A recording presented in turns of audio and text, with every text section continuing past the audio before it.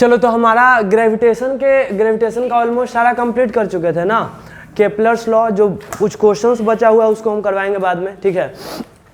आते हैं simple harmonic motion, जो कि ग्रेविटेशन के बाद का हमारा नया चैप्टर है। तो सुनो, सिंपल हार्मोनिक मोशन को समझने से पहले थोड़ा इसके बारे में बता देते हैं कि अगर ये चैप्टर हम पढ़ते हैं तो हमें कहाँ कहाँ फ़ायदा हो सकता है।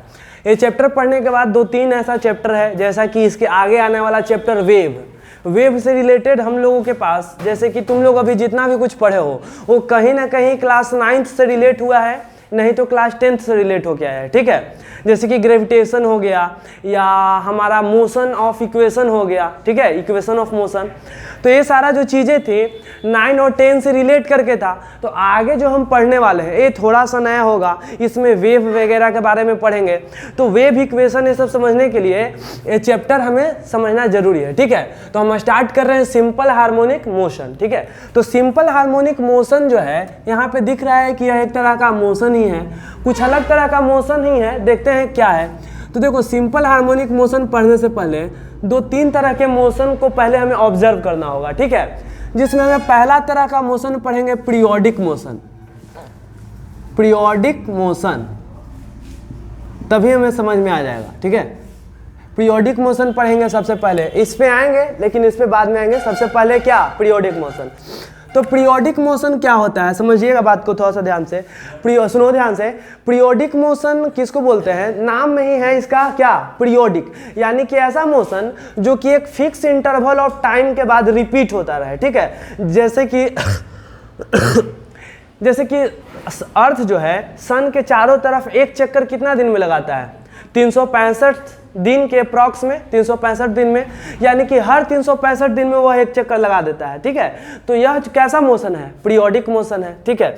और कैसा पीरियोडिक मोशन हो सकता है, पीरियोडिक मोशन में और बहुत सारे एग्जांपल ले सकते हैं। जैसे कि एक इंसेक्ट है, यहाँ से बाय द वे 2 सेकेंड में इतना ऊंचाई तक चढ़ता है फिर गिर जाता है, फिर 2 सेकेंड बाद इतना ऊंचाई तक चढ़ता है गिर जाता है। तो ये भी इंसेक्ट का मोशन क्या हो गया, पीरियोडिक मोशन। तो पहले पीरियोडिक मोशन का हम क्या लिखेंगे, डिफाइन लिखेंगे, क्या होता है, ठीक है, कि ऐसा मोशन जो repeat itself after a fixed और regular interval of time,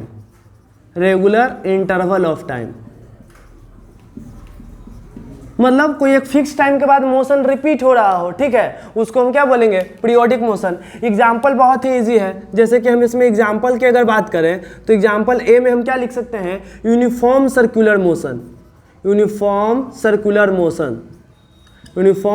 motion.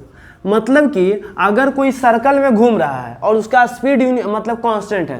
जैसे कि अगर हम एक यहाँ पे एक छोटा सा सर्कल मान लें, इस तरह से एक यहाँ से छोटा सा सर्कल मान लें, ठीक है, और यहाँ पे कोई पार्टिकल जो है इसमें कोई पार्टिकल जो है वह 20 मीटर पर सेकेंड से रिवॉल्व कर रहा है। तो 20 मीटर पर सेकेंड से रिवॉल्व करेगा तो एक चक्कर लगाने में जितना टाइम लगेगा अगला चक्कर उतना ही टाइम में लगाएगा, अगर यह स्पीड कांस्टेंट रहा तो। इसलिए हम बोले कि यूनिफॉर्म सर्कुलर मोशन हो रहा है। तो वो भी एक एग्जांपल है किसका, पीरियोडिक मोशन का, ठीक है। चलो दूसरा एग्जांपल का बात करते हैं, तो लिखेंगे मोशन ऑफ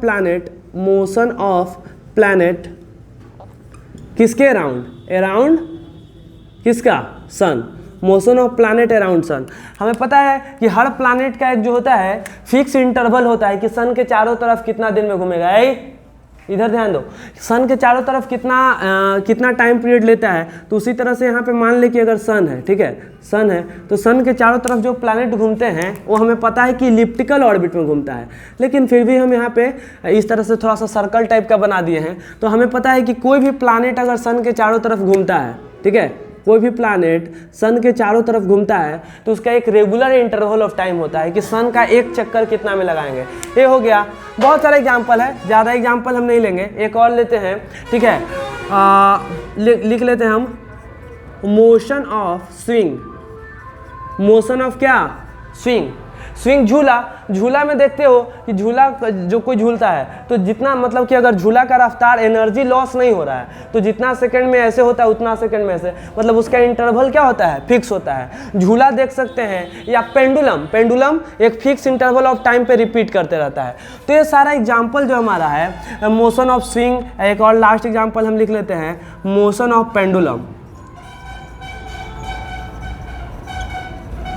हाँ, अब उसके बाद देखो, अगर एक बॉल है, हमारे पास कोई रबर का बॉल है, हम उसको ऐसे पटकते हैं हाथ में आ जाता है, फिर पटकते हैं हाथ में आता है, उसको ऐसे ऐसे पंच करते रहो वो नीचे होते रहेगा, ठीक है, तो वो भी हमारा पीरियोडिक मोशन। तो पीरियोडिक मोशन का बेसिक आइडिया ये है कि रेगुलर इंटरवल ऑफ टाइम पे रिपीट होता रहे मोशन, ठीक है। चलो चाहे रिपीट किसी भी तरह से हो, कोई दिक्कत नहीं है, चाहे गोल गोल घूम के रिपीट हो, चाहे आगे पीछे हो के रिपीट हो, बस रिपीट होना चाहिए उस मोशन, वह मोशन, ठीक है।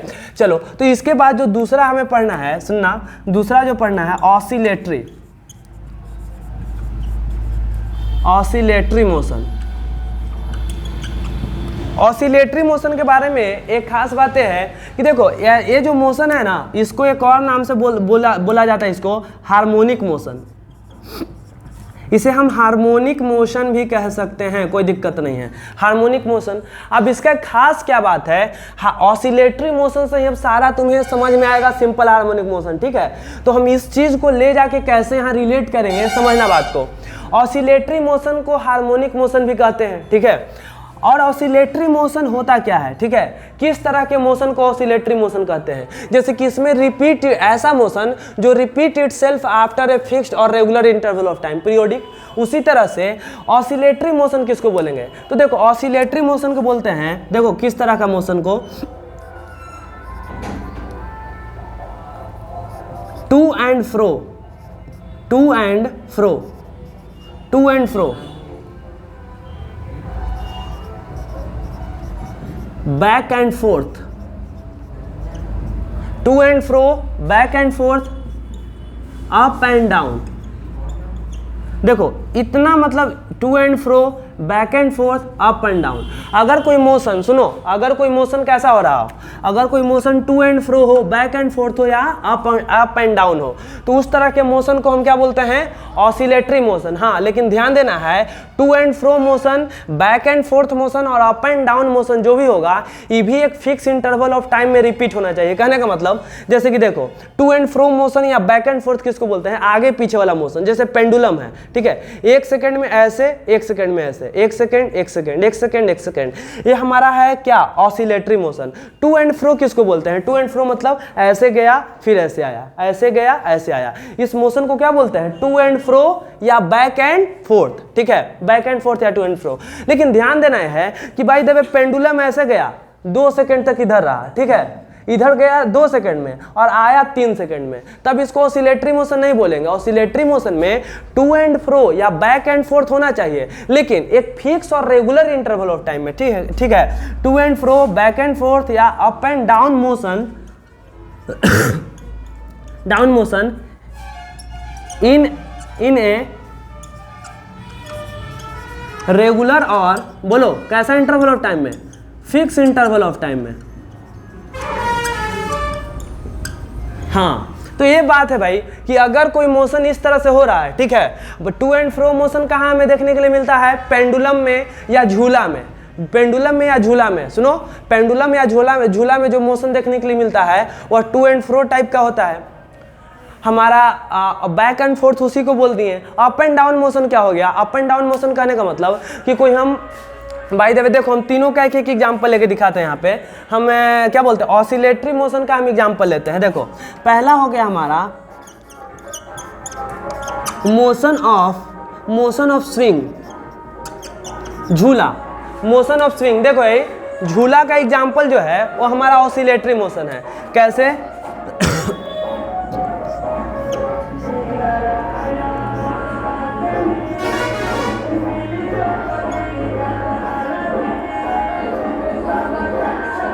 सुनो ये, अगर कोई झूला पे बैठ रहा है, सुनो ये, कोई झूला पे बैठा हुआ है और आगे पीछे इस तरह से जा रहा है, ठीक है, फिक्स टाइम में, तो हमारा एग्जाम्पल क्या होगा, किसका एग्जाम्पल, ऑसिलेटरी मोशन का, ऑसिलेशन कर रहा है, ठीक है।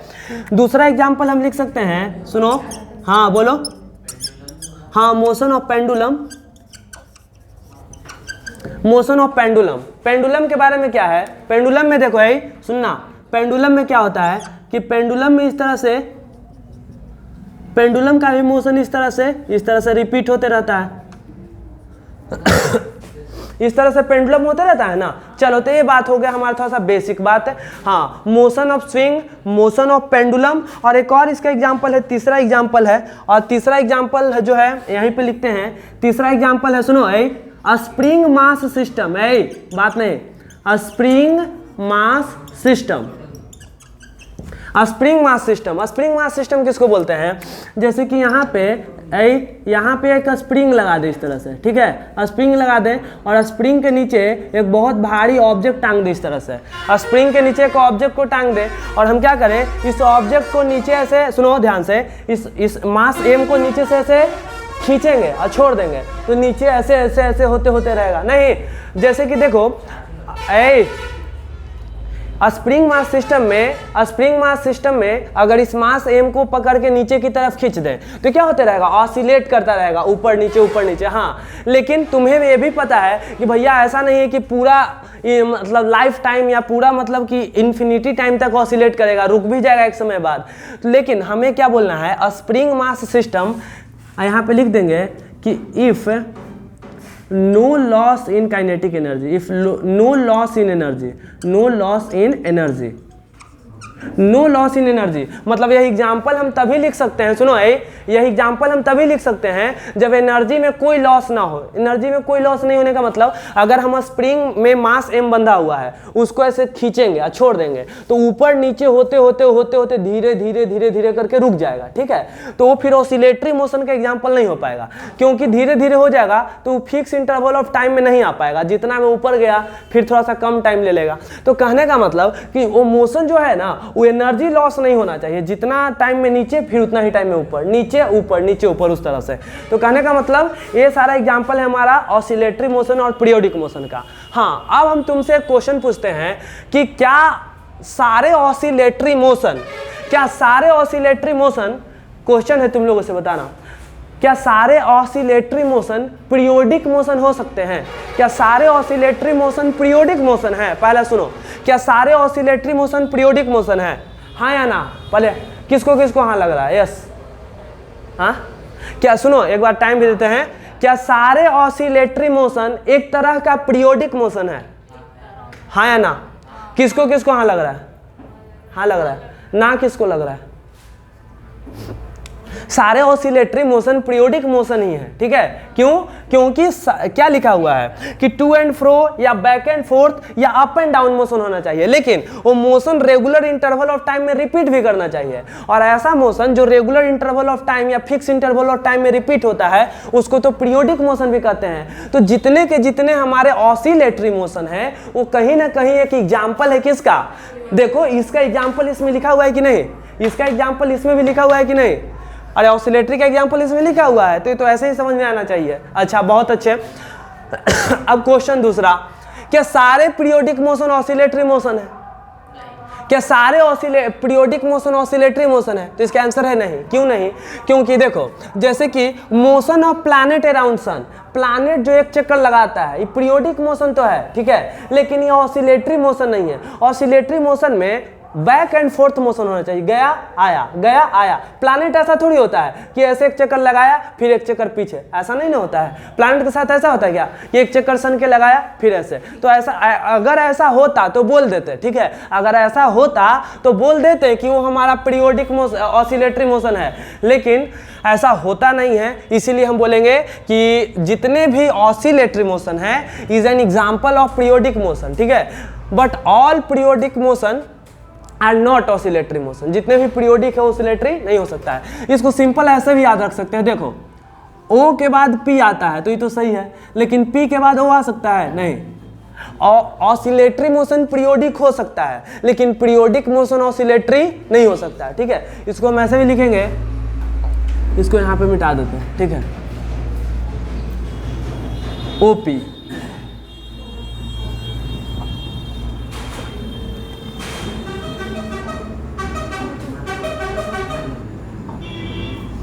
ऑल ऑसिलेटरी मोशन क्या है?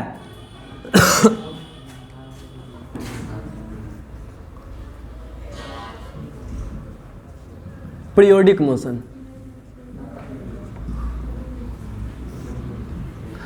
सारा ऑसिलेटरी मोशन पीरियोडिक मोशन है, ठीक है। जैसे कि तुम लोगों का डेली 10 बजे क्लास है लेकिन 10:30 में आना, ये कौन मोशन है? पीरियोडिक मोशन, ठीक है। 10 बजे से आना है लेकिन आना कितना बजे है? 10:30 में डेली।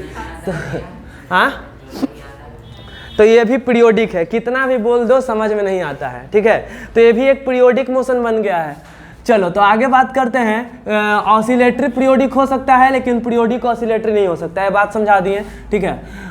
अब बात करते हैं आगे, समझना कि हम जितना था हम इधर ऑसिलेटरी पीरियोडिक ये सारा का बात कर चुके हैं, ठीक है। हाँ, अब बात करते हैं कि भैया ये सिंपल हार्मोनिक मोशन टॉपिक है और अभी तक सिंपल हार्मोनिक मोशन दूर दूर तक कोई वर्ड नहीं आया।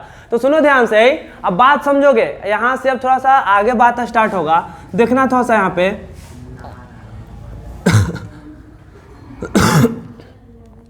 देखो एक हम एग्जाम्पल लेते हैं।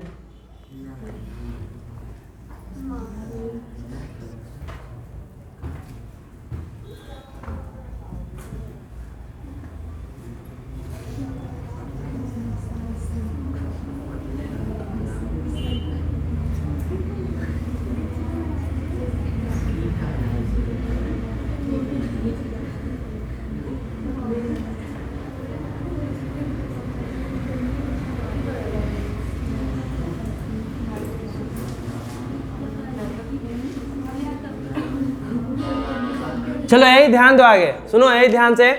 हम क्या बता रहे हैं, सुनना कि जितना भी ऑसिलेटरी मोशन होता है, ठीक है, ऑसिलेटरी मोशन जितना भी होता है उसमें, सुनना, ऑसिलेटरी मोशन जितना भी होता है उसमें एक पॉइंट होता है, सुनना, उसमें एक पॉइंट होता है और उस पॉइंट को बोलते हैं हम मीन पोजीशन। अब आगे थोड़ा सा समझना, आगे थोड़ा सा बात है इसमें थोड़ा बहुत समझने वाला आएगा, इसीलिए थोड़ा सा ध्यान समझना। यहाँ पे हम लिखेंगे in all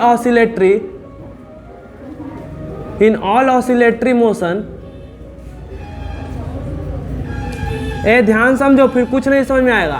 a force act on particle, a force act on particle along mean position।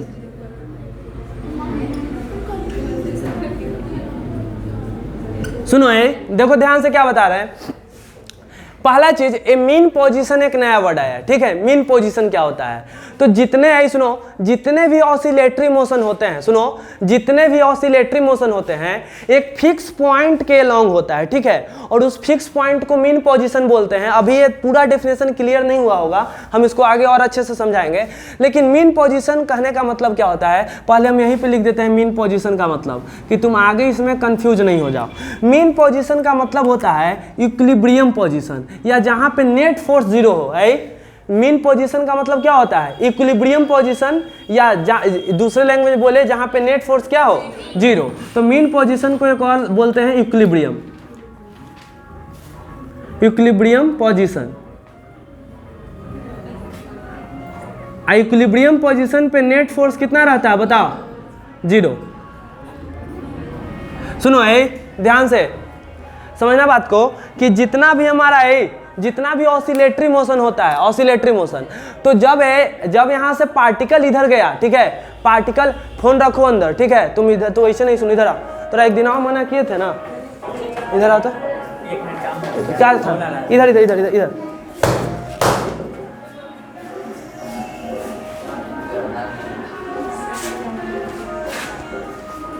ये वो क्वेश्चन पूछेंगे तो नहीं आएगा। एक दिन तुमको वार्निंग इसीलिए दिए थे कि क्लास में फोन नहीं निकालना, ठीक है। कहाँ गया मार्कर?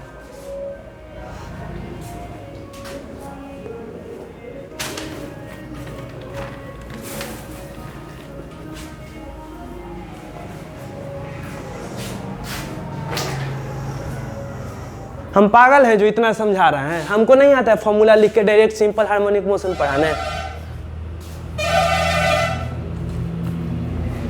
सुनो आगे है, जितना भी सिंपल है, जितना भी हमारा ऑसिलेटरी मोशन, हम क्या लिखे, इन ऑल ऑसिलेटरी मोशन, चाहे जितना भी ऑसिलेटरी मोशन हो हर ऑसिलेटरी मोशन में एक फोर्स लगता है, किस पे, जो ऑसिलेटरी मोशन कर रहा है उस पे, ठीक है। अब फोर्स किस तरह से लगता है, ठीक है, a force act on particle along mean position always, मतलब फोर्स इस तरह से लगता है कि पार्टिकल को हमेशा, सुनो, ऑसिलेटरी मोशन जो कर रहा होता है उस पे हमेशा फोर्स कहाँ लगता है, मीन पोजीशन की तरफ, ठीक है। अब मीन पोजीशन क्या है बताएंगे, मीन पोजीशन की तरफ लगता है। अब इसको समझो ऐसे, जैसे कि यहाँ पे पेंडुलम ऐसे लटका हुआ है, यहाँ पे, ठीक है, पेंडुलम ऐसे लटका हुआ है, तो यहाँ से सुनो, यहाँ से यह पेंडुलम ऐसे गया, ऐसे यहाँ से थोड़ा सा इसको डिस्प्लेस करो ऐसे, ठीक है, ऐसे डिस्प्लेस करोगे तो पेंडुलम को जैसे ही तुम डिस्प्लेस करोगे इसका मीन पोजीशन ये वाला होता है यहाँ पे, ठीक है। तो अब फोर्स जो लगेगा ना, कहेगा कि नहीं भाई इधर हमको जाना है, ठीक है, मतलब मीन पोजीशन से किसी भी चीज को हटाओगे तो फिर से वो वहीं जाना चाहेगा। जैसे कि कटोरा में यहाँ पे बॉल ले लो कोई और बॉल को थोड़ा सा डिस्प्लेस करो, तो ये इसका मीन पोजीशन है। अब मीन पोजीशन से जरा सा भी हम हटाएंगे तो इधर से अगर इधर हटाएंगे तो फोर्स इधर लगना स्टार्ट कर देगा, अगर इधर हटाएंगे तो फोर्स इधर लगना स्टार्ट कर देगा। यानी कि बेसिक रूप से हमें अभी क्या समझना है कि कोई भी ऑसिलेटरी मोशन में अगर पार्टिकल मूव कर रहा है या कोई भी पार्टिकल ऑसिलेटरी मोशन कर रहा है तो उस पे फोर्स हमेशा उसके मीन पोजीशन की तरफ लगता है, ठीक है। अभी के लिए बस इतना, मीन पोजीशन की तरफ लगता है या हमेशा पार्टिकल को मीन पोजीशन पे ही लाने की कोशिश करता है, ठीक है। अब आगे समझना, ये तो बात हो गया बेसिक बात। अब मीन पोजीशन का मतलब समझा दिए, क्या होता है कि जहां पे नेट फोर्स जीरो हो या जिस पॉइंट पे इक्विलिब्रियम हो उसको हम बोलते हैं मीन पोजीशन। आगे धीरे धीरे सारा चीज क्लियर होगा, इसीलिए बोल रहे हैं कि आराम से समझो, ये बिल्कुल नया चीज है।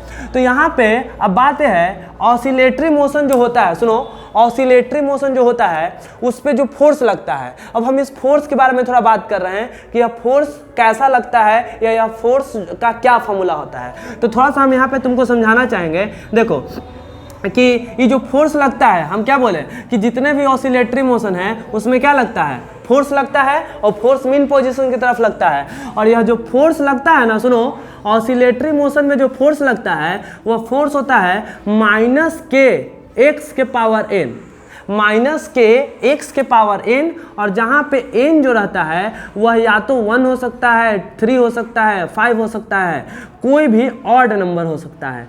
एन जो है वह कोई भी ऑड नंबर हो सकता है, ऑड नंबर, ऑड नहीं, इवन होगा तो वह फोर्स जो है वह मतलब कि ऑसिलेटरी का कंडीशन में नहीं आएगा। तो सुनो, ऑसिलेटरी मोशन का एक समझो कि कंडीशन भी है। अगर कोई पार्टिकल मोशन कर रहा है और उस पे फोर्स अगर इस फॉर्मेट में लग रहा है, माइनस के एक्स के पावर एन, और एन ऑड नंबर होना चाहिए 1, 3, 5, तब हम बोलेंगे कि भाई वह ऑसिलेटरी मोशन कर रहा है। अगर फोर्स इस फॉर्मेट पे नहीं लग रहा है उस पे, तो हम बोलेंगे कि वो ऑसिलेटरी मोशन नहीं कर रहा है। तो पहले ही बेसिक बात हुआ किसका, ऑसिलेटरी मोशन होने के लिए क्या कंडीशन, हम बोलेंगे what is the condition of oscillatory motion.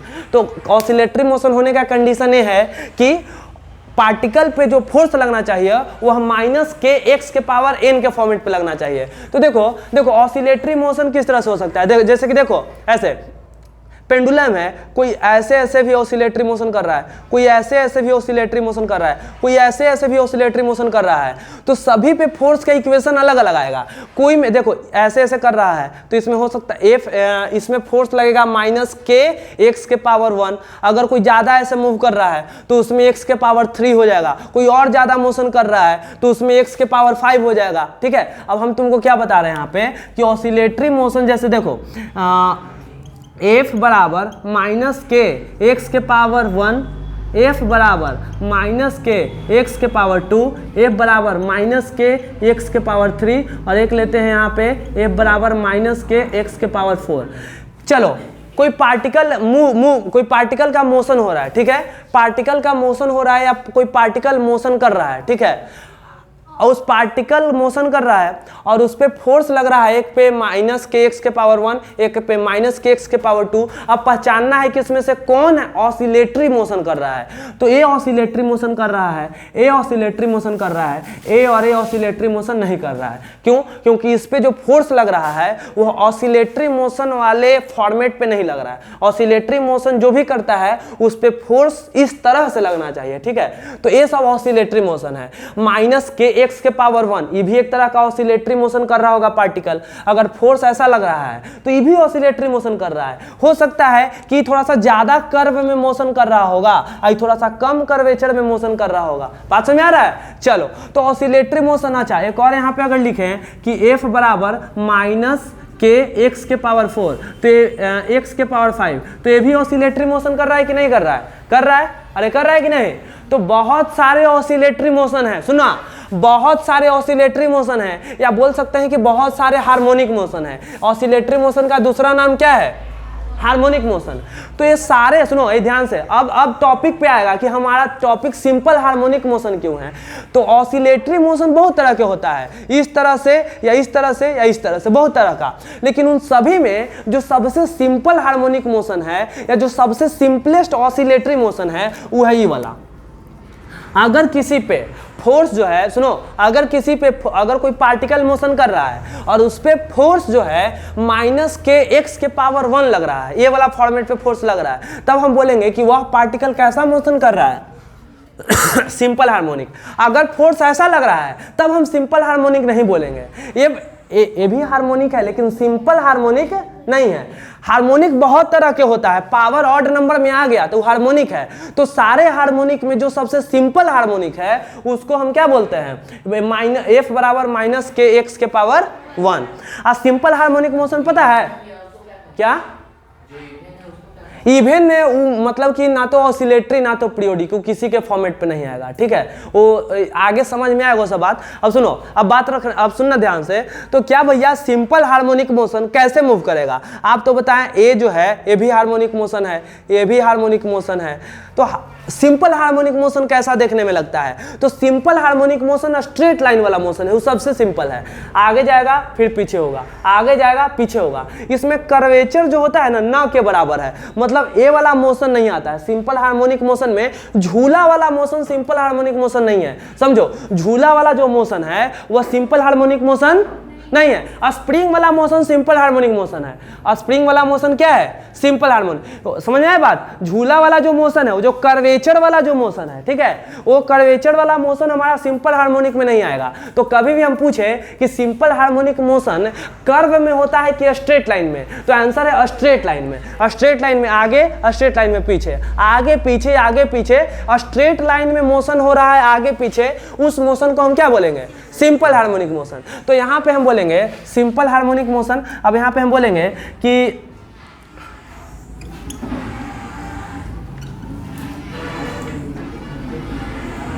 सुनो, हम क्रॉस किस लिए लगाए हैं? ये सब ऑसिलेटरी मोशन है, हम लिख देते हैं ये सब हार्मोनिक मोशन है। ये भी हार्मोनिक है या ऑसिलेटरी है, ये भी हार्मोनिक है या ऑसिलेटरी है, ये भी हार्मोनिक है या ऑसिलेटरी है। ये भी गेट खोल दो, ये भी हार्मोनिक है ऑसिलेटरी है।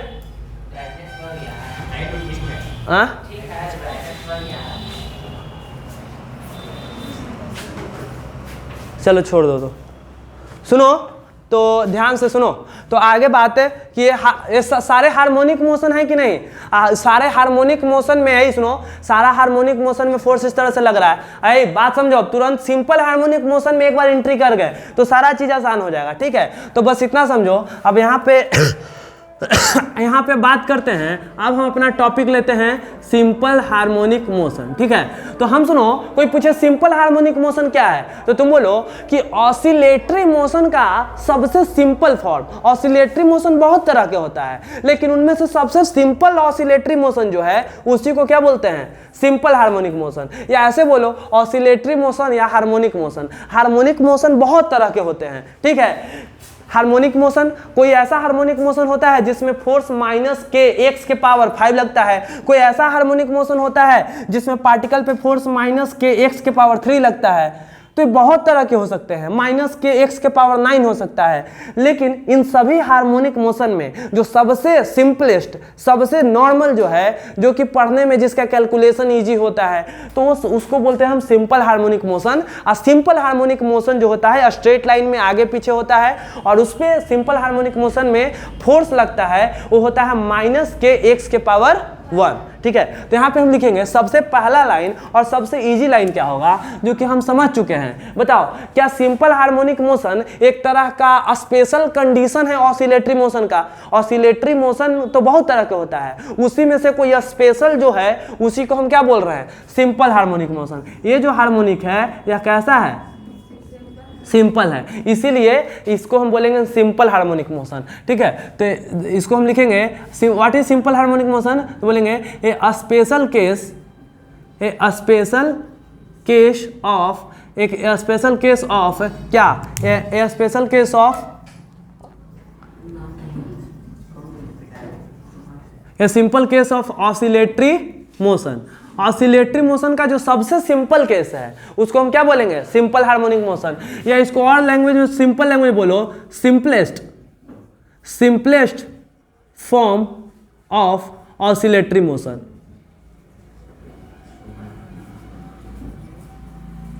पता है इसमें क्यों ऐसा हुआ? देखो, हम चाहते तो ये सब के बारे में भी पढ़ सकते थे, लेकिन ये सब अगर ये सब जो है ना, ये सब का मैथमेटिक्स हम लोगों के पास जैसे 12th क्लास में जो है या 11th क्लास में है, उन लोगों के पास उस तरह के मैथमेटिक्स का नॉलेज उतना नहीं होता है कि वो कर्वेचर वाले मतलब मोशन पढ़ सके। ऑसिलेशन जो कर्व में हो रहा है ना, इसका मैथमेटिक्स बहुत थोड़ा सा कॉम्प्लेक्स हो जाता है, इसीलिए जो सिंपल जो नॉर्मल डिफरेंशिएशन इंटीग्रेशन जानते हैं वो इसमें लगता है, बाकी इसमें थोड़ा सा एडवांस लगता है, इसीलिए इसको हटा दिया है और हम लोग का चैप्टर बनाया है सिंपल हार्मोनिक मोशन। हाँ, कर्वेचर मतलब थोड़ा सा कर्व में मोशन, ठीक है, कर्व में, जैसे कि पेंडुलम वाला।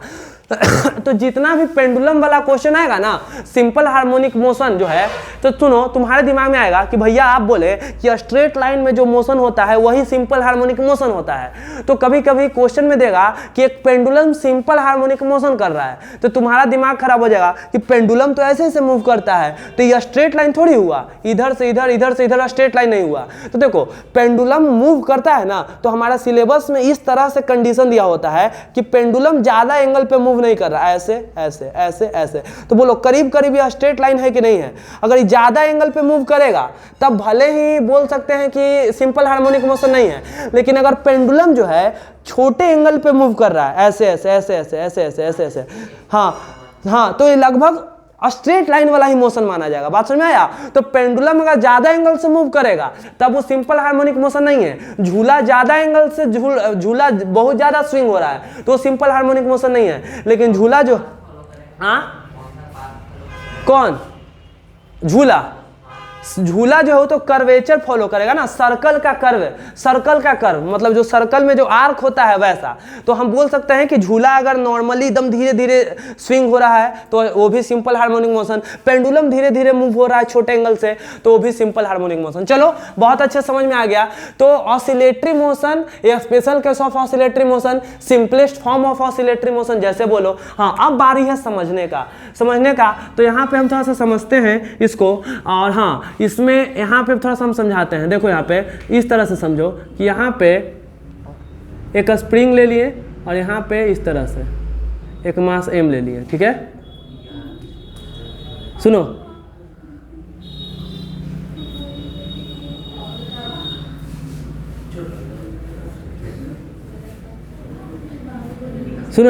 देखो यहाँ पे इसका मीन पोजीशन है, मतलब कि एक स्प्रिंग जो है, स्प्रिंग में एक मास m इस तरह से बांध दिए हैं, ठीक है, और यह इसका कैसा पोजीशन है मीन पोजीशन। हाँ, और यह जो सामने जो एक्सिस दिख रहा है, ठीक है, सुनो, यह सामने जो एक्सिस है हम इसको कौन से एक्सिस पे रखे हैं बताओ? किस एक्सिस पे रखे हैं? एक्स एक्सिस पे, ठीक है, एक्स एक्सिस पे रखे हैं। अब हम तुमसे यहाँ पे बात पूछ रहे हैं, समझना कि यहाँ पे हम बोले हैं कि सिंपल हार्मोनिक मोशन में जो फोर्स लगता है वो फोर्स बराबर माइनस के एक्स लगता है, माइनस के एक्स के पावर 1, यानी कि इसको ऐसे ही रहने दो, ठीक है। हम बताएंगे कि सुनो, 1 छोड़ दो भाई, ठीक है, माइनस के एक्स। अब सुनो भाई, अब यहाँ पे थोड़ा सा समझना कि यहाँ पे अब मेन यही है, यहीं से सारा चीज स्टार्ट होगा और बिल्कुल समझना इजी हो जाएगा। बस यहाँ से स्टार्टिंग से थोड़ा सा समझो। देखो, जैसे कि स्प्रिंग मास सिस्टम अभी इक्विलिब्रियम पोजीशन पे है, अभी एकदम नॉर्मल पोजीशन पे है, ना हम इसको प्रेस किए हैं ना इसको खींचे हैं, अभी एकदम मीन पोजीशन एफ नेट 0 है वहाँ पे, ठीक है, कोई दिक्कत नहीं। अब हम क्या कर रहे हैं सुनना, अगर हम इसको इधर से ऐसे खींचते हैं, सुनो इसको छोड़ दो ऊपर ही, हम नीचे से यहाँ से समझाते हैं। अगर हम इसको इधर से ऐसे खींचते हैं, इधर ऐसे इस तरह से, सुनो अगर हम इसको इधर खींचते हैं तो थोड़ा सा बात समझना। अगर हम इसको ऐसे खींचेंगे, इधर एक्स खींचेंगे, हम इसको इधर खींचें, किसको, स्प्रिंग को अगर इधर हम खींचे तो फोर्स किधर लगेगा। तो तुम कैसे जानोगे कि फोर्स किधर लगेगा, तो तुम ये फार्मूला पे आओ। ये सिंपल हार्मोनिक मोशन वाला एग्जांपल हम लिए हैं, अब तुम फार्मूला में आओ। यहाँ पे एक्स पॉजिटिव डायरेक्शन में है कि निगेटिव डायरेक्शन में, बताओ। पॉजिटिव। यहाँ पे तुम मान लो ये एक्स एक्सिस है ना, तो तुम यहाँ पे मीन पोजीशन पे हम एक्स बराबर क्या लेते हैं, मीन पोजीशन मतलब ऑरिजिन, मीन पोजीशन मतलब ऑरिजिन। यहाँ पे एक्स बराबर, अब जीरो से हम उधर बढ़ रहे हैं, ठीक है, जीरो से हम उधर बढ़ रहे हैं, तो यहाँ पे एक्स का वैल्यू पॉजिटिव लिखेंगे कि निगेटिव, तो फोर्स निगेटिव आएगा कि पॉजिटिव, पॉजिटिव आएगा कि निगेटिव। अरे फोर्स का फॉर्मूला है माइनस के एक्स, के कोई कांस्टेंट है, और एक्स अगर यहाँ पे एक्स 2 मीटर है तो यहाँ पे 2 भरेंगे, तो 2 भरेंगे तो फोर्स क्या आएगा, माइनस समथिंग आएगा। यानी कि अगर पार्टिकल इधर मूव करता है, सुनो अगर पार्टिकल इधर मूव करता है, अगर हम स्प्रिंग वाले मास को इधर खींचेंगे तो इस पे फोर्स जो है वो इधर लगेगा, फोर्स जो है वो इधर लगेगा। अरे बोल लगेगा कि नहीं लगेगा, लगेगा, कौन बोला नहीं। चलो अब भाई अब इसका लॉजिक भी बता देते हैं। हम अभी भी यहाँ लिखे थे कि in oscillatory motion, all oscillatory motion. तो अच्छा एक क्वेश्चन बताओ, क्या simple harmonic motion is a type of oscillatory motion? क्या simple harmonic motion is a type of oscillatory motion? अरे ऑसिलेटरी मोशन में ही से तो आया है, उसका एक स्पेशल कंडीशन है। अरे बताओ है कि नहीं? सिंपल हार्मोनिक मोशन एक ऑसिलेटरी मोशन का टाइप है, और हम यहाँ पे लिखे हैं कि जितने भी ऑसिलेटरी मोशन है उसमें एक फोर्स लगता है पार्टिकल पे, और फोर्स हमेशा उसको कहाँ ले जाने की कोशिश करता है। तो बोलो जैसे ही हम इसको यहाँ से खींचेंगे तो स्प्रिंग कहेगा कि अरे उधर कहाँ भाग रहा है, ठीक है इधर आओ, पीछे आओ, ठीक है, तो इधर की तरफ फोर्स लगा, हाँ यहाँ पे फोर्स लगा। अब फोर्स इधर ही क्यों लगा, तो इसको समझाने के लिए हम फॉर्मूला पे आ गए कि देखो यहाँ पे एक्स पॉजिटिव डायरेक्शन में है, तो अगर एक्स का वैल्यू पॉजिटिव रहेगा तो फोर्स कहाँ लगेगा, निगेटिव डायरेक्शन में, जैसे समझो। नहीं तो उतना दिमाग नहीं लगाना है, तो हमेशा ये ध्यान रखो कि हमेशा उसको मीन पोजीशन की तरफ ले जाएगा, बस इसका एक ही फंडा होता है। सिंपल हार्मोनिक मोशन में एक ही कॉन्सेप्ट पे काम होता है कि पार्टिकल कहीं पे भी मूव करे, मीन पोजीशन से आगे जाए या पीछे जाए, उसको लाना कहाँ है, फोर्स लगेगा कहाँ, मीन पोजीशन की तरफ, मीन पोजीशन की तरफ हमेशा। चलो अब थोड़ा सा, हाँ के कांस्टेंट है, के का कांस्टेंट अभी वहां पे आ ही नहीं, अभी बेसिक बात बता रहे हैं के क्या है, के का क्या वैल्यू होता है के कहां से आया, सब चीज पे बात करेंगे। अभी जो हम समझा रहे हैं सिंपल बात वो समझो, ठीक है। देखो तो यहाँ पे अगर हम इसको इधर लेके खींचे, ठीक है, अगर हम सुनो अभी वाला को भूल जाओ, अब ओरिजिन से सुनो, ओरिजिन से हम इसको इधर प्रेस किए अंदर की तरफ, तो इसका मोशन जो है हम इधर, यही सुनो ध्यान से, हम इसको इधर की तरफ डिस्प्लेस किए, इधर की तरफ, ठीक है। तो बताओ इस बार फोर्स कहाँ लगेगा, बताओ ऑपोजिट डायरेक्शन में, यानी कि इस बार फोर्स कहाँ लगेगा, इधर।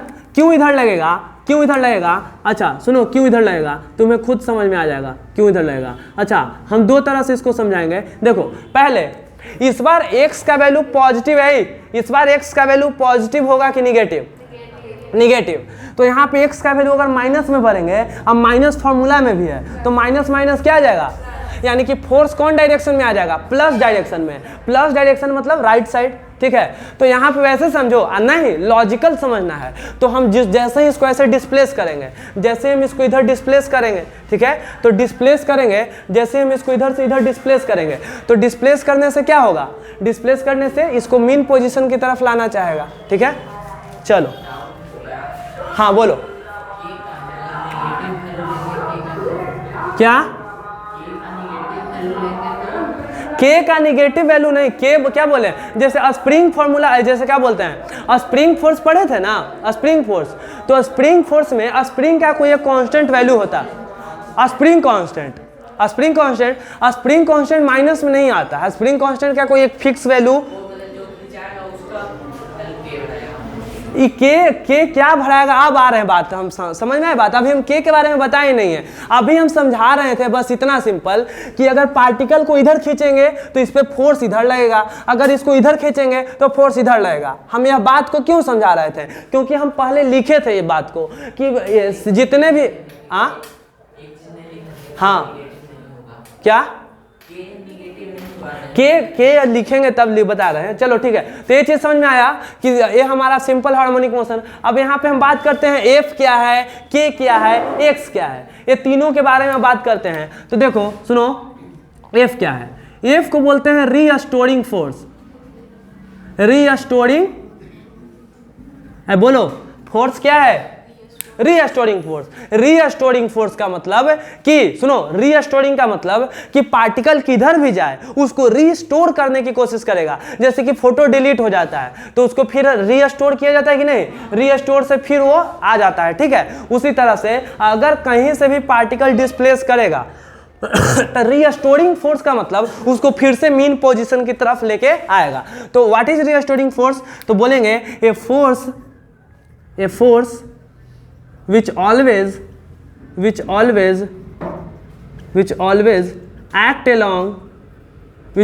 act along बताओ कहाँ, which always act along mean position। कोई दिक्कत बोलो, रीस्टोरिंग फोर्स समझने में कोई दिक्कत नहीं। एक ऐसा फोर्स जो हमेशा मीन पोजीशन, ये जो फोर्स लग रहा है ना, इसी का नाम है रीस्टोरिंग फोर्स। अच्छा बताओ, यह फोर्स कांस्टेंट है कि वेरिएबल है, यह कांस्टेंट फोर्स है कि वेरिएबल फोर्स है, तो यह एक्स पे डिपेंड कर रहा है। जैसे जैसे एक्स का वैल्यू बढ़ेगा, जैसे जैसे पार्टिकल को आगे जाएंगे, अभी कम फोर्स लगेगा। देखो अभी कम फोर्स लगेगा, रीस्टोरिंग फोर्स कम, जितना तुम दूर ले जाओगे ये उतना ही खिसियाएगा। कि हम चाह रहे हैं कि तुमको मीन पोजीशन की तरफ खींचे और तुम दूर भाग रहा है, तो तुम जितना दूर इसको खींचोगे उतना ही ज्यादा रीस्टोरिंग फोर्स लगेगा। वैसे देखो फोर्स डायरेक्टली प्रोपोर्शनल एक्स है, restoring force directly proportional x, यानी कि तुम जितना ज्यादा तुम खींचोगे उतना ही ज्यादा रीस्टोरिंग फोर्स बढ़ेगा, ठीक है, ये बात है। अच्छा के एक्स क्या है भैया, एक्स, पहले एक्स पे बात करते हैं। एक्स क्या है, तो एक्स को बोलते हैं हम, सुनो, डिस्प्लेसमेंट। लेकिन इसको सिंपल डिस्प्लेसमेंट समझने की गलती मत करना, या इसको, इसमें एक चीज जो हमेशा लोग मिस्टेक करता है वो तुम्हें नहीं करना है। वो क्या है, ये डिस्प्लेसमेंट तो है, और डिस्प्लेसमेंट एक्स जो है डिस्प्लेसमेंट है, और इस हिलाओ नहीं उसको, डिस्प्लेसमेंट जो है उसका वैल्यू जो है, उसका वैल्यू हमेशा कहाँ से लेते हैं, मीन पोजीशन से। यानी कि एक्स जो है कहीं पे भी नापना हो, जैसे कि तुम फिजिक्स में 10th क्लास में पढ़े थे कि कोई भी मिरर में डिस्टेंस पुल से नापा जाता है, ठीक है, उसी तरह से यहाँ पे भी कोई भी अगर सिंपल हार्मोनिक मोशन में एक्स का वैल्यू अगर मेजर करना है कि एक्स कितना है, तो हमेशा मीन पोजीशन से ही होगा। अगर यहाँ पे है तो यहाँ से यहाँ का दूरी, अगर यहाँ है तो यहाँ से यहाँ का दूरी, यानी कि एक्स क्या है, displacement of particle from mean position. X क्या है, एक्स है, पहले तो लिख देते हैं डिस्प्लेसमेंट, डिस्प्लेसमेंट, लेकिन नॉर्मल डिस्प्लेसमेंट नहीं, डिस्प्लेसमेंट कहाँ से, डिस्प्लेसमेंट फ्रॉम, बोलो, मीन पोजीशन, मीन पोजीशन से डिस्प्लेसमेंट, ठीक है, डिस्प्लेसमेंट फ्रॉम मीन पोजीशन। अब सुनोगे ध्यान से, डिस्प्लेसमेंट फ्रॉम मीन पोजीशन हो गया। अब बात आता है कि यहाँ पे के क्या है, के, तो के कांस्टेंट है, के कांस्टेंट है, और यहाँ पे के का बात करें तो के हमारा कांस्टेंट है। ये सब सुनो, नहीं सुधरोगे, हाँ, यहाँ कैमरा में बुला के बड मारेंगे, ठीक है, पहचानते नहीं हो अभी।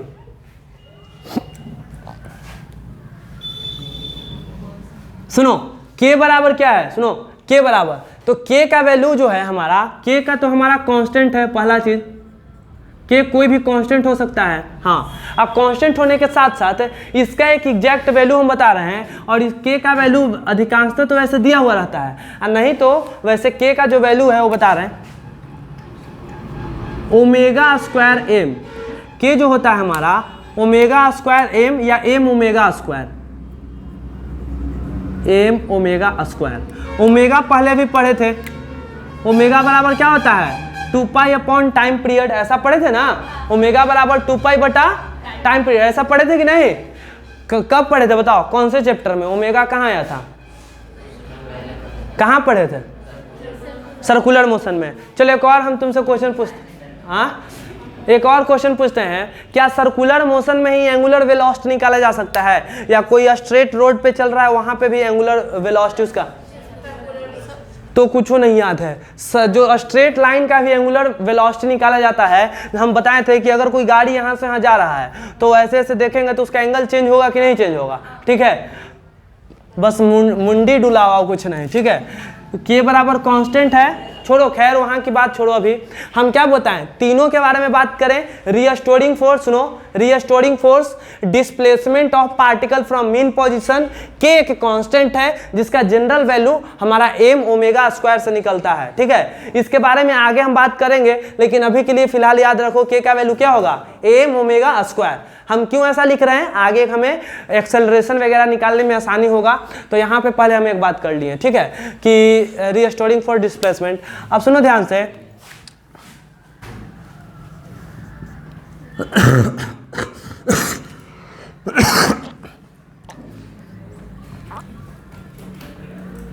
सम कॉमन टर्म सुनोगे, कुछ कॉमन टर्म के बारे में पढ़ना है, ठीक है। कॉमन टर्म कहने का मतलब कुछ बेसिक सा टर्म है जिसे हमें पढ़ना है। जैसे कि पहला सुनो, पहला एम्पलीट्यूड, सुनो पहला क्या पढ़ना है, एम्पलीट्यूड। हम जनरल टर्म की बात कर रहे हैं, सुना है, ध्यान से समझो।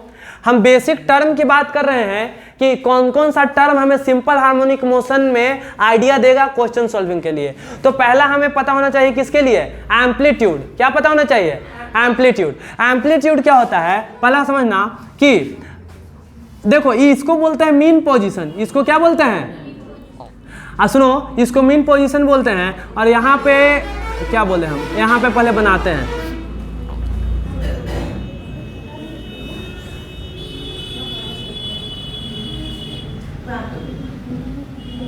है, सुनो हम यहाँ पे थोड़ा सा समझना बात को, सुनो है यहाँ पे कि यहाँ पे कोई पार्टिकल है, यहाँ पे इसका ये कौन पोजीशन है, मीन पोजीशन, ठीक है। यहाँ पे इसका मीन पोजीशन है, चलो, और यहाँ पे इसका मोशन ऐसे हो रहा है, इधर ऐसे, तो यहाँ से ऐसे जा रहा है, यहाँ से यहाँ तक जा रहा है, ठीक है। और फिर यहाँ से जाने के बाद यह फिर से ऐसे लौट रहा है, और लौटने के बाद ये फिर यहाँ से यहाँ जा रहा है, और फिर इधर से लौट रहा है। इसका कौन सा चल रहा है बताओ, ये सिंपल हार्मोनिक मोशन चल रहा है। अरे चल रहा है कि नहीं, देखो यहाँ से इधर गया, यहाँ से यहाँ गया, और फिर यहाँ से ऐसे लौटा, और फिर यहाँ गया, ठीक है। यहाँ से फिर इधर गया, और फिर ऐसे लौट रहा है। तो इसका कैसा मोशन चल रहा है, सिंपल हार्मोनिक मोशन चल रहा है। तो सिंपल हार्मोनिक मोशन में इस पोजीशन को बोलते हैं हम क्या, मीन पोजीशन। इसको क्या बोलेंगे, और इसको बोलते हैं एक्सट्रीम पोजीशन, इसको बोलते हैं एक्सट्रीम। क्या बोलते हैं, एक्सट्रीम, एक्सट्रीम पोजीशन, किसको बोलते हैं, एक्सट्रीम पोजीशन। और इसको क्या बोलता है, मीन पोजीशन। तो सुनो, मीन पोजीशन से लेकर के कोई पार्टिकल, जैसे by the way simple harmonic motion कर रहा है, जैसे मार्कर है, ठीक है। मार्कर का यह बाय द वे हमारा है, मान लो कि यह हमारा है इसका मीन पोजीशन। अब यहाँ से यह क्या बोलते हैं, अब मोशन करना स्टार्ट किया, सिंपल हार्मोनिक मोशन। तो ऐसे और फिर ऐसे ऐसे ऐसे, यहाँ से ऐसे स्टार्ट किया, ठीक है, मोशन करना स्टार्ट किया। तो इसमें मीन पोजीशन कौन हुआ, ये मीन पोजीशन हुआ। ये कहाँ तक जा रहा है, इधर में यहाँ तक जा रहा है, और इधर में यहाँ तक जा रहा है। तो ई वाला पोजीशन और ई वाला पोजीशन को बोलेंगे एक्सट्रीम। एक्सट्रीम मतलब एंड, कहाँ तक वह जा रहा है, ठीक है। तो मीन पोजीशन से लेकर के एक्सट्रीम पोजीशन के दूरी को बोलते हैं एम्पलीट्यूड। मीन पोजीशन से लेकर के एक्सट्रीम पोजीशन के दूरी को बोलते हैं क्या, एम्पलीट्यूड। तो यहाँ यानी कि हम बोल सकते हैं कि यहाँ से यहाँ के दूरी को हम बोलते हैं एम्पलीट्यूड।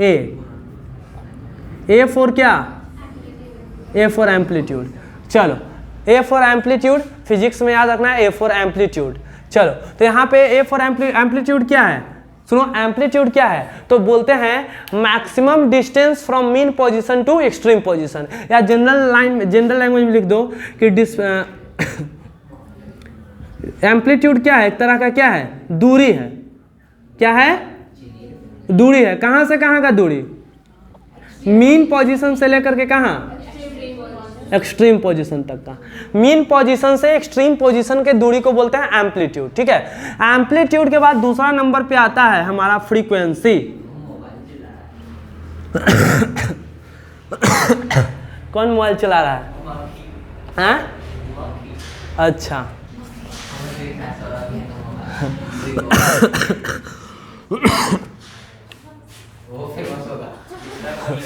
चलो, डिस्टर्ब कर रहा है ना रवि रंजन, एक और पीटना चाहिए।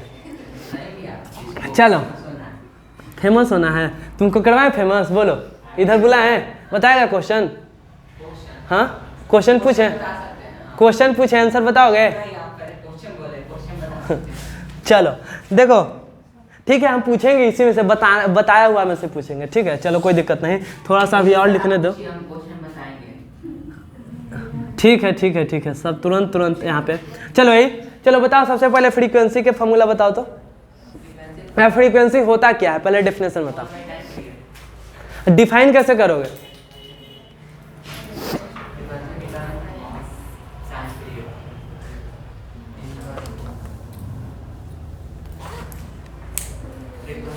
हाँ, कोई बता सकता है फ्रीक्वेंसी के बारे में? नहीं? हाँ, कोई नहीं? अरे बताओ जल्दी जल्दी जल्दी। 1 टाइम पीरियड सही है, उसको मतलब मीनिंग क्या है? बोलो, चलो बताओ। हाँ? अरे भाई, नंबर ऑफ रिवॉल्यूशन पर सेकेंड, नंबर ऑफ, एक सेकेंड में कितना चक्कर लगा रहा है उसी को तो बोलते हैं फ्रीक्वेंसी। अगर कोई एक सेकेंड में 4 चक्कर सर्कल के लगा रहा है तो बोलेंगे फ्रीक्वेंसी 4 है। अगर एक सेकेंड में रोड से हर 1 सेकेंड में बाय द वे 3 गाड़ी गुजर रहा है, ठीक है, हर सेकेंड, तो हम बोलेंगे फ्रीक्वेंसी कितना है? गाड़ी का फ्रीक्वेंसी 3 है, ठीक है। हाँ, एक वहाँ गया ना। चलो तो देखेंगे, नंबर ऑफ रिवॉल्यूशन पर सेकेंड। अब फ्रीक्वेंसी बराबर क्या होता है? 1 टाइम पीरियड।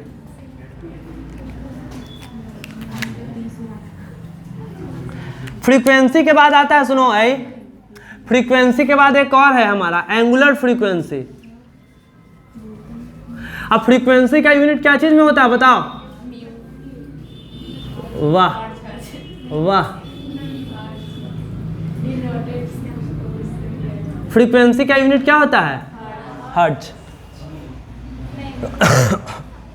फ्रीक्वेंसी का यूनिट हर्ट्ज, या फ्रीक्वेंसी का यूनिट क्या होता है? Second inverse.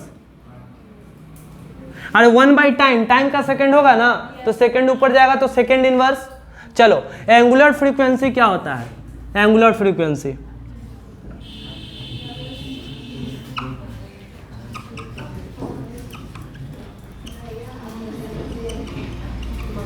बस नहीं कीजिए, आज 2 घंटा क्लास चलेगा। समोसा, हाँ समोसा खिलाएंगे, तो समोसा खिला दिए तो 4 घंटा चल जाएगा, समझ में आ गया? चलो, हाँ हाँ, ऑफिस में जाना था, क्वेश्चन करवाने के लिए किताब लाने, तुरंत आएंगे। चलो, एंगुलर फ्रीक्वेंसी को रिप्रेजेंट करते इस तरह से, ओमेगा से, ओमेगा बराबर क्या? 2 पाई बाई टाइम पीरियड, या 2 पाई इंटू फ्रीक्वेंसी, ये होता है।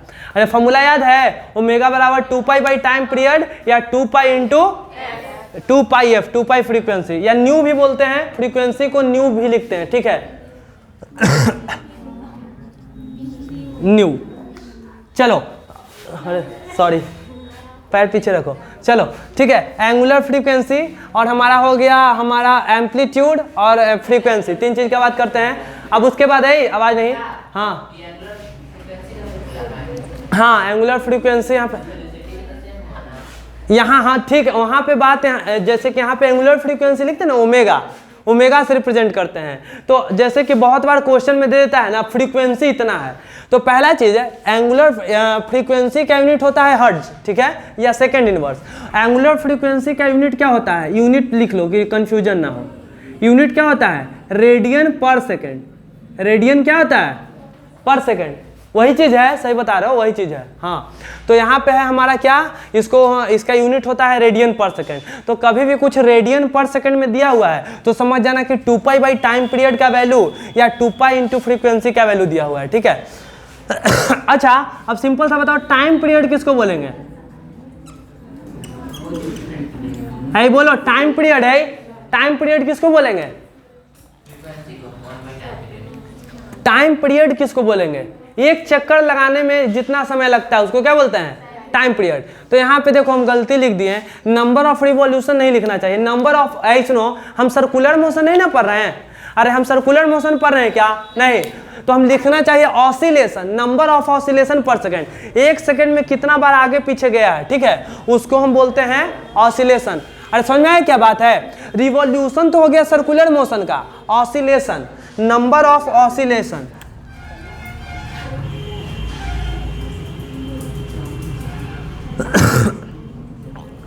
नंबर ऑफ ऑसिलेशन, सुनो, number of oscillation per second, वो हमारा क्या होता है? फ्रीक्वेंसी। एक सेकंड में कितना बार आगे पीछे जो हमारा ऑसिलेशन हो रहा है। चलो अब बात करते हैं, सुनो, आगे बात करेंगे किसका? टाइम पीरियड का। तो टाइम पीरियड मतलब एक ऑसिलेशन कंप्लीट होने में, सुनना, एक ऑसिलेशन कंप्लीट होने में जितना टाइम लगता है उसको क्या बोलते हैं? Time period. लेकिन थोड़ा सा यहाँ समझने वाली बात यह है कि सुनने में बहुत इजी लगता है कि एक ऑसिलेशन, लेकिन देखो एक ऑसिलेशन बोलते किसको है? पहले टाइम पीरियड का फॉर्मूला क्या हो जाएगा? 1/, अरे बोलो, टाइम पीरियड का फॉर्मूला 1/, फ्रीक्वेंसी, ठीक है, ध्यान से सुनो, बात नहीं, टाइम पीरियड का फॉर्मूला 1/, फ्रीक्वेंसी हो जाएगा। अब यहाँ पे टाइम पीरियड क्या होता है, यहाँ से समझो थोड़ा सा बात को, कि जैसे देखो यहाँ पे हम बना लिए क्या? एक्सट्रीम पोजीशन, और यहाँ पे भी हमारा कैसा पोजीशन है? एक्सट्रीम। और यहाँ पे कैसा पोजीशन बना है बताओ? अरे बोलो, कैसा पोजीशन है? मीन पोजीशन, ठीक है। अच्छा, हम क्या बोल रहे हैं कि ये हमारा है मीन पोजीशन। सुनो, टाइम पीरियड किसको बोलते हैं? सुनो, टाइम पीरियड किसको बोलते हैं कि अगर कोई मीन पोजीशन से स्टार्ट हुआ तो मीन पोजीशन से यहाँ जाने में, अब फिर उसको लौट के यहाँ आने में, अब फिर यहाँ से यहाँ जाने में, और फिर यहाँ से यहाँ आने में जो टाइम लगा उसको टाइम पीरियड बोलते हैं। देखो, यहाँ से स्टार्ट किया तो यहाँ से पहले गया एक एक्सट्रीम पे, फिर वापस आया यहाँ, और इस बार इस तरफ जाएगा, ठीक है। और यहाँ से देखो, जहाँ से स्टार्ट किया फिर से उसको एक ऑसिलेशन कंप्लीट करने में, मतलब यहाँ से स्टार्ट किया तो ऐसे और ऐसे, तो गलती हो जाएगा, इसको टाइम पीरियड नहीं बोलेंगे कि यहाँ से गया एक्सट्रीम पे और एक्सट्रीम से आ गया यहाँ पे, तो उसको नहीं, यहाँ से गया यहाँ और फिर पूरा कंप्लीट किया, इसको हाफ ऑसिलेशन बोलते हैं। यहाँ से गया यहाँ और फिर आ गया यहाँ, इसको हाफ ऑसिलेशन।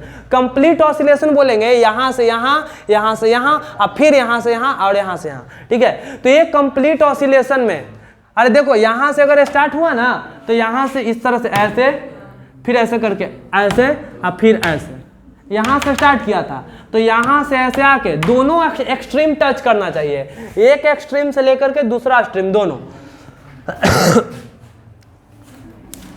अच्छा, हम इसमें सुनना,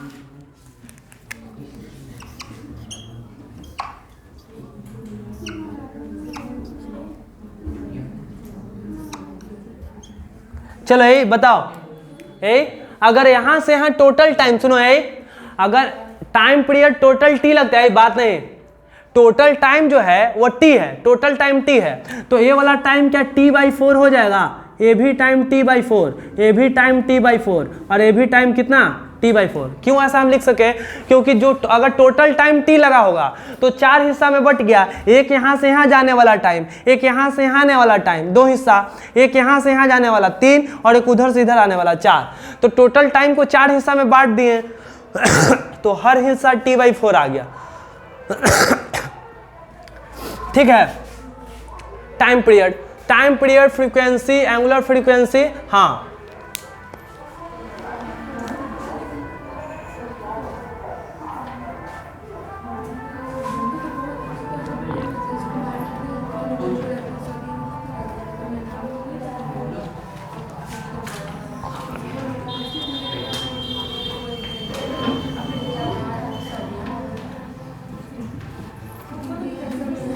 सुनो आगे एक्सेलरेशन, आगे क्या है हमारा?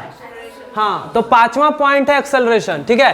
हम 6 पॉइंट ही पढ़े गए बस वेलोसिटी तक, और कुछ नहीं, एक्सेलरेशन और वेलोसिटी, ठीक है। चैप्टर बहुत बड़ा है, ठीक है, मतलब उतना भी छोटा नहीं है, इसीलिए थोड़ा सा, हाँ पहले तो पढ़ो तो पहले से ही। एक्सेलरेशन, एक्सेलरेशन का फॉर्मूला तुम बताओ।